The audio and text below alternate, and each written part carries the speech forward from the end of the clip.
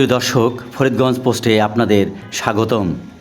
ফরিদগঞ্জের সেনাবাহিনী বন্যার্তদের মাঝে ত্রাণ হিসেবে গৃহ নির্মাণ সামগ্রী, বীজ ও নগদ অর্থ বিতরণ করেছে। ত্রাণ সামগ্রীর মধ্যে ছিল গৃহ নির্মাণের জন্য ঢেউটিন, চাষাবাদের জন্য বীজ ও নগদ টাকা।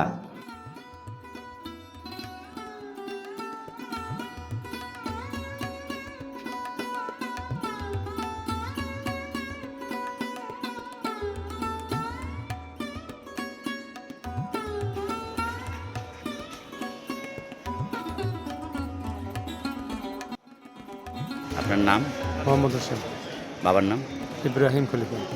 খলিফার বাড়ি সাহেবগঞ্জ, 8 নং ওয়ার্ড। আমার নাম হারুন মিজি, গ্রাম তরজিরান্তি, 1 নং বালুতুবা। এখানে আসছি, সারারা বীজ দিব। আলহামদুলিল্লাহ তাহলে শুনি আমরা কিছু বীজ আপনাদের মাঝে ফরিদগঞ্জ উপজেলার বিভিন্ন প্রান্তের নারী পুরুষের হাতে ওই ত্রাণ সামগ্রী তুলে দেওয়া হয়। 30শে সেপ্টেম্বর শনিবার বিকালে ত্রাণ বিতরণ করা হয় ফরিদগঞ্জ মজিদিয়া আলিয়া মাদ্রাসা মাঠে। এতে প্রধান অতিথি ছিলেন মেজর মোহাম্মদ মোয়াজ্জেম হোসেন, পিএসসি ভারপ্রাপ্ত অধিনায়ক 21 বীর।